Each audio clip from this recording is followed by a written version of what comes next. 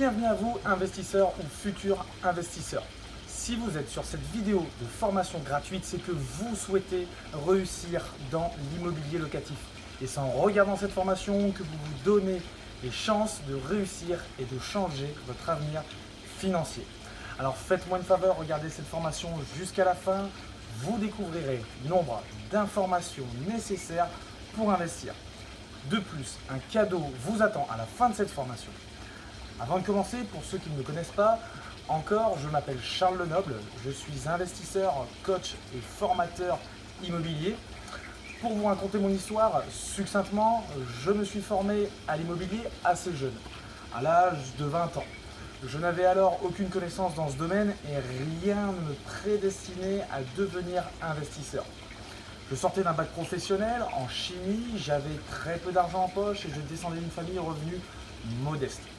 Après avoir été en CDD, en CDI, j'ai tout quitté pour pouvoir retourner à l'école pour redevenir encore de nouveau salarié. Un statut qui ne me convenait au final vraiment plus. J'ai décidé de passer à l'action et d'arrêter d'échanger mon temps contre de l'argent.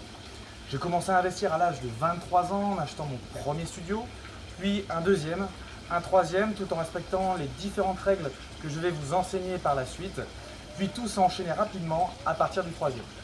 Concernant mes investissements, il s'agit principalement de studios situés sur l'île, une ville dont la demande étudiante est très forte.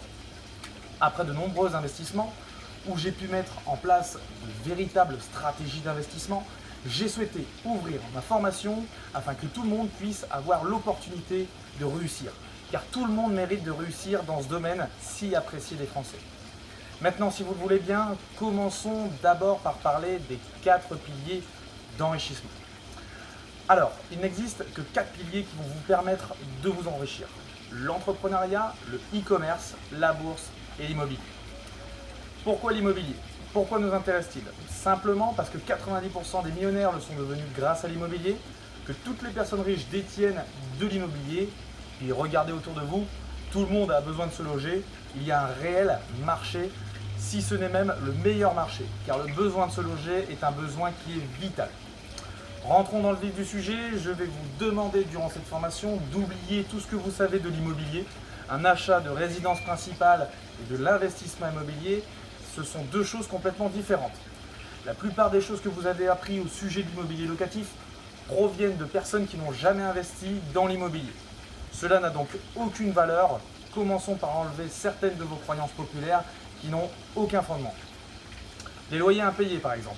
Cela concerne seulement 2% des logements en France et cela comprend principalement des logements insalubres. Seulement 40% de ces impayés finissent en justice et le reste étant résolu à l'amiable. Vous devez savoir qu'il existe des assurances loyers impayés qui permettent de vous assurer dès le premier impayé. Il existe aussi des garanties gratuites mises en place par l'État, telles que la garantie Visal qui permettent de garantir les loyers des jeunes actifs. Ou encore la caution solidaire, où quelqu'un se portera garant pour votre locataire. Donc ne parlons plus des loyers impayés, car même s'ils sont très rares en France, des solutions existent. Il y a trop d'impôts dans l'immobilier. Il existe des systèmes fiscaux, tels que le LMNT, loueur meublé non professionnel, qui permet de ne pas payer d'impôts pendant plusieurs années et de bénéficier d'un régime d'imposition sur les plus-values très avantageux. Personnellement, j'apprécie ce régime fiscal, même si celui-ci a ses limites. Les systèmes sont à mettre en place pour éviter une forte imposition. Personnellement, je n'ai encore jamais payé d'impôts sur mes loyers perçus. L'immobilier est réservé aux riches. Dans l'immobilier, on utilise ce qu'on appelle la dette. Chez nous, les investisseurs, on appelle ceci l'effet de levier. On utilise le crédit bancaire afin de soulever des fonds pour augmenter ses actifs. Nous verrons durant cette formation qu'il est plus intéressant pour nous, investisseurs, d'acheter à crédit que d'acheter cash. L'apport dans les projets immobiliers. Il existe des systèmes comme l'acte en main, le financement à 110%, qui permettent de ne pas mettre d'apport dans vos projets. J'ai moi-même mis en place d'autres techniques pour investir sans apport afin de ne jamais être bloqué dans mes financements. Il faut un CDI, une résidence principale. Qui rembourse le crédit? C'est vous. Un investissement immobilier. Qui rembourse votre crédit? C'est votre locataire. J'ai une amie que j'ai rencontrée lors d'un séminaire entre investisseurs. Elle-même a acheté 2 appartements à ses débuts en étant au chômage. Elle a bénéficié de financement avec frais de notaire et travaux inclus. Deux petits biens d'environ 75 et 80 000 euros si je ne me trompe pas, situés dans le nord de la France, et tout ça en ayant peu de liquidité sur son compte en banque, comme quoi tout est possible. Mais la question c'est comment gagne-t-on de l'argent dans l'immobilier? Premièrement grâce à l'amortissement. C'est le fait que votre locataire rembourse votre crédit, il rembourse du capital, lors de la vente, vous récupérez le capital qui a été remboursé, amorti. Deuxièmement, grâce à la plus-value. C'est le fait d'améliorer le design intérieur et les caractéristiques techniques de votre produit afin de générer une hausse du prix de votre bien en créant un coup de cœur. Troisièmement, la hausse naturelle du marché. C'est une augmentation de l'offre et de la demande dans votre ville, et développement d'infrastructures, mais aussi l'inflation. C'est l'augmentation du coût de la vie qui se répercute en fait sur l'immobilier. Alors tout cela fera augmenter la valeur de votre bien dans le temps. Comme vous êtes un bon investisseur, vous gagnerez non pas sur un, mais 3 de ces piliers. Merci la pierre. Mais que sont les autres avantages d'investir? Ça sera la transmission de patrimoine, des revenus complémentaires, une retraite assurée et pour les plus acharnés, l'indépendance financière. Puis lorsque vous investissez, vous travaillez aussi pour vous. Et pour moi, c'est la plus belle des choses. Mais comment fait-on pour investir? Malheureusement, la plupart des gens pensent qu'il faut acheter un bien, attendre que celui-ci soit remboursé pour en acheter un deuxième. À ce rythme-là, vous aurez 2 biens tout au plus à la fin de votre vie et je reste très optimiste pour vous. Je pensais ça aussi il y a quelques années avant de me former. Alors, comment font ces personnes détenant de véritables empires immobiliers? Y aurait-il une technique que personne ne nous enseigne?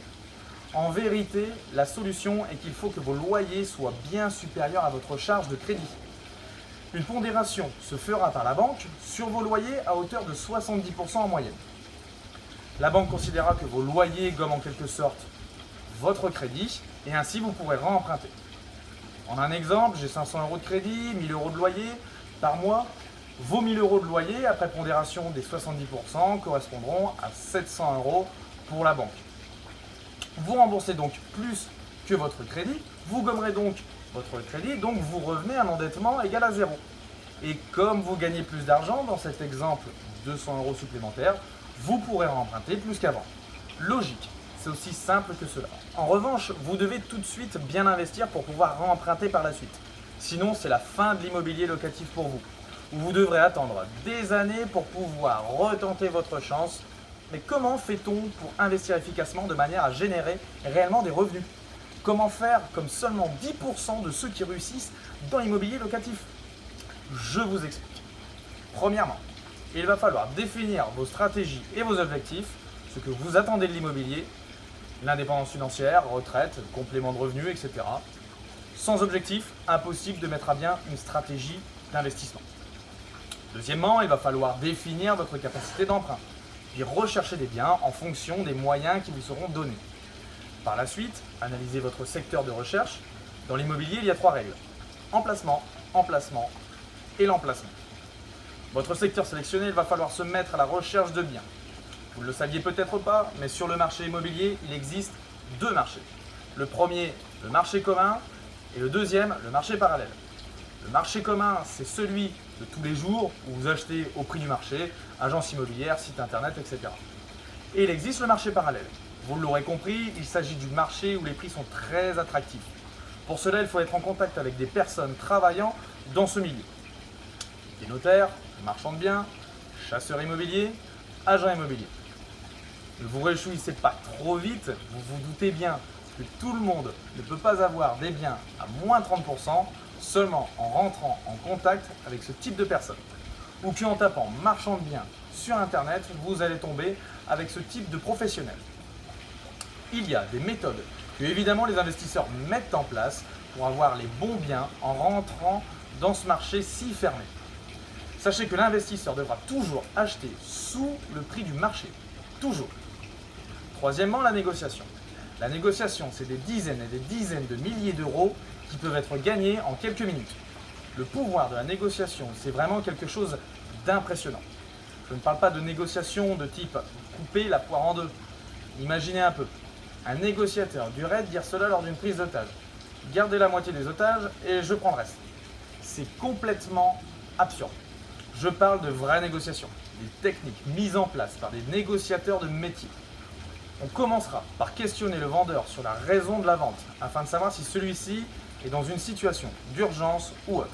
Divorce, succession, mutation. Afin de savoir si une négociation est possible.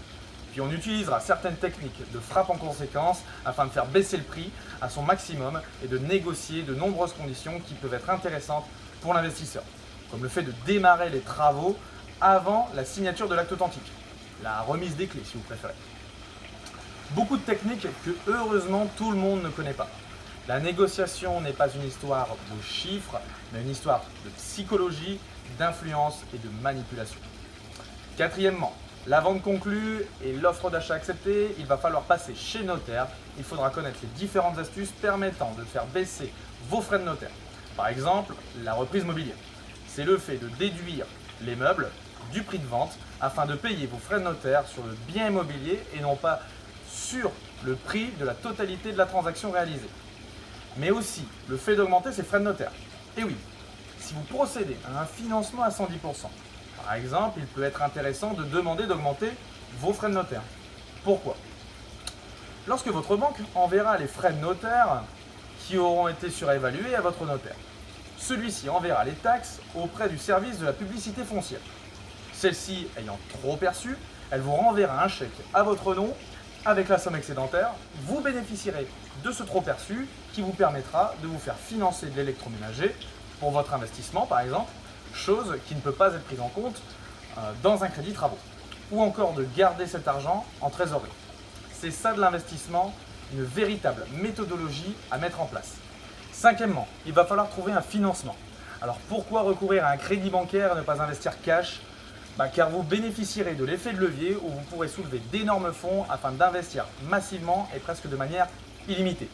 Si vous investissez votre argent, soit vous ne pourrez pas investir car vous ne disposerez pas des fonds nécessaires, ou bien vous serez très rapidement bloqué car en manque de trésorerie. Admettons que vous ayez 100 000 € sur un compte.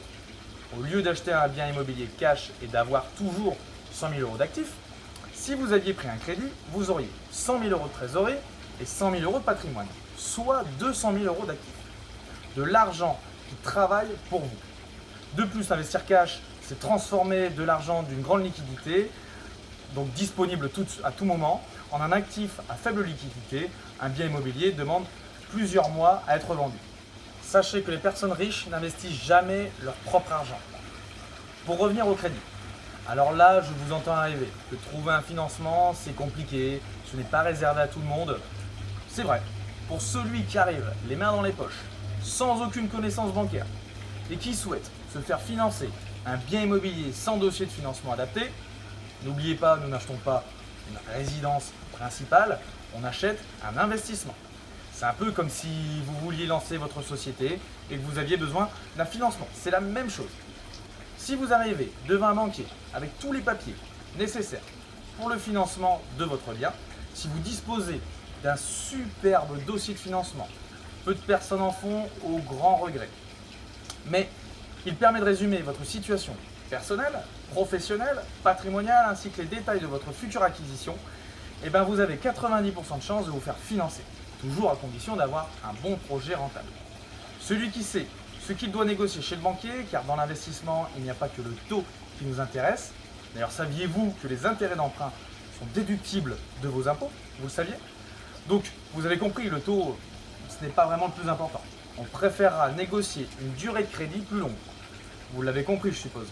Une durée de crédit plus longue, c'est peu de mensualités de crédit. Ce sera un loyer qui sera supérieur aux mensualités de crédit, même après pondération des 70%, à condition que vous ayez bien investi. Vous aurez beaucoup d'intérêts d'emprunt qui vous gommeront une partie de vos impôts et cerise sur le gâteau, une capacité d'emprunt maximum. Si vous avez compris cela, vous commencez à être bon. Celui qui aura compris que le banquier est un commercial et qu'il s'agit d'un gagnant-gagnant entre vous et lui, en souscrivant à des assurances chez lui, PEA, PEL, compte pro, etc., votre banquier n'aura pas de mal à vous trouver un financement. Moi-même au début, je me voyais me faire fermer la porte au nez. Maintenant, je suis toujours bien accueilli. Mon banquier est maintenant un véritable partenaire financier. Sixième point, le côté rénovation, il va falloir pour l'investisseur immobilier estimer en quelques minutes le prix d'un chantier lors de vos visites. Je propose dans mes formations par exemple des tableurs qui permettent de simuler le coût des travaux en remplissant simplement les caractéristiques techniques de votre bien.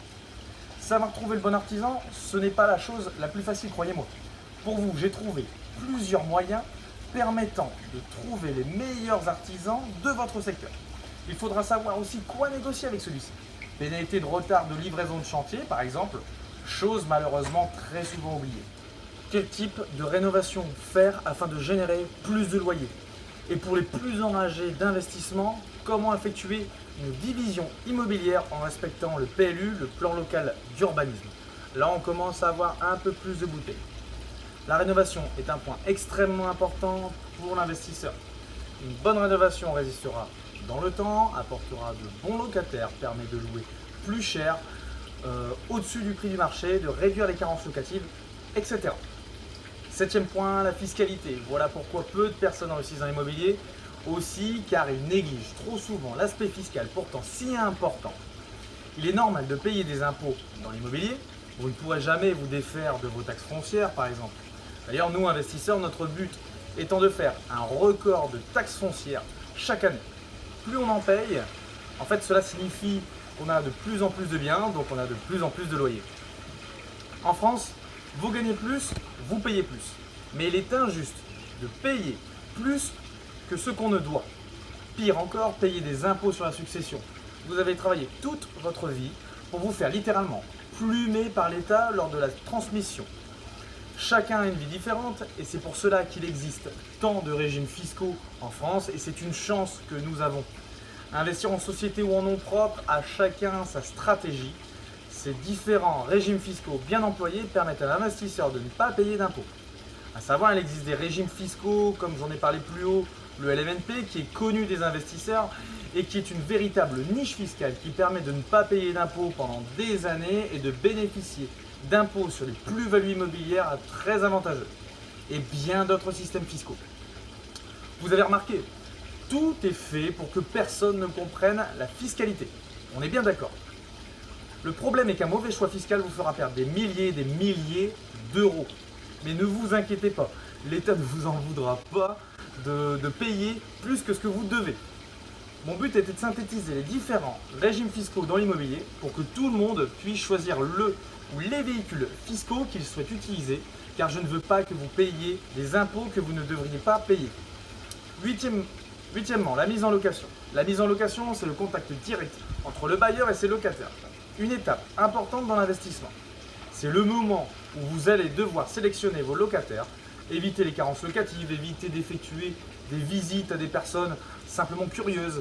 Et surtout, vous devez savoir comment faire pour louer efficacement et au-dessus du prix du marché. Neuvièmement, c'est le moment que les investisseurs nous préférons. Vous attendez, vous vous enrichissez. C'est aussi simple que ça l'investissement. Ne dit-on pas que l'investisseur immobilier s'enrichit en dormant? Alors, vous avez encore peur d'investir? À moi de vous faire peur. À l'heure où l'inflation dépasse les intérêts d'emprunt que produisent le livret A ou votre PEL, où placer son argent en banque vous fait perdre de l'argent jour après jour. Alors que les retraites diminuent et l'âge ne cesse d'augmenter, à l'heure où les salaires sont gelés, vous pensez que votre CDI est un symbole de sécurité? Contrat à durée indéterminée. Vous ne savez pas quand celui-ci peut se terminer. J'ai déjà moi-même connu un plan de licenciement alors que j'étais dans une grande société internationale dans l'agroalimentaire. Celle-ci n'avait pas de problème financier, elle a simplement subi une restructuration. Pardon. Vous voyez un petit peu de quoi je parle. Vous avez peut-être peur de vous endetter, je vous comprends, c'est tout à fait normal. Néanmoins, cela est nécessaire pour réussir parfaitement dans l'immobilier. Il va falloir dépasser cette peur. Certains me diront que si c'était si facile, tout le monde le ferait. Ce n'est pas facile. Je ne vous dis pas que vous serez riche en 6 mois, soyons bien clairs là-dessus. Malheureusement, il n'existe pas d'école de l'investissement et ceci est bien déplorable. Pas assez formé, à mes débuts, j'ai perdu de l'argent. Beaucoup d'argent, quelques milliers d'euros. J'ai appris de mes erreurs et je sais ce qu'il faut mettre en place actuellement. En moyenne, une erreur dans l'immobilier coûte entre 17 et 18 000 euros selon l'INSEE. Je vous dis juste qu'il faut mettre en place des techniques qui ont fait leurs preuves, que moi et beaucoup d'autres investisseurs mettons en place pour investir facilement et de manière pérenne dans l'immobilier locatif. Je vous ai cité les grandes lignes de l'investissement, mais malheureusement, il me faudrait plusieurs heures pour vous retranscrire tout le savoir que j'ai pu acquérir ces dernières années dans le monde de la pierre. Si vous en êtes arrivé jusqu'à ce point de cette formation, c'est que vous êtes vraiment intéressé par l'immobilier. J'imagine que vous souhaitez réussir dans l'immo. Vous souhaitez générer des revenus supplémentaires grâce à l'immobilier. Vous souhaitez permettre à vos générations futures de partir d'un meilleur pied. Alors qu'attendez-vous pour vous lancer? En n'investissant pas tout de suite, ce sont les loyers que vous perdez. Si vous souhaitez réussir dans l'immobilier locatif, je vous offre aujourd'hui 20% de réduction sur ma formation Immo Expert, le pack complet vous permettant de réussir dans tous vos prochains investissements immobiliers, de générer des revenus complémentaires grâce à des techniques que moi et de nombreux investisseurs avons mis en place. Et cerise sur le gâteau, vous pourrez rejoindre mon groupe d'investisseurs privés afin d'échanger sur les différentes stratégies pouvant être mises en place dans l'immobilier.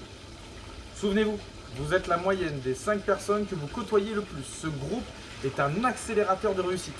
Et vous savez quoi? Tout cela satisfait ou remboursé. Attention, cette formation est réservée seulement à ceux qui veulent avoir de réels résultats dans l'immobilier et qui veulent passer à l'action. Sachez que j'ai hâte de vous venir en aide dans vos futurs investissements immobiliers. Vous vous demanderez souvent pourquoi vous n'avez pas investi avant. Je vous dis à tout de suite dans ma formation Investissement Votre.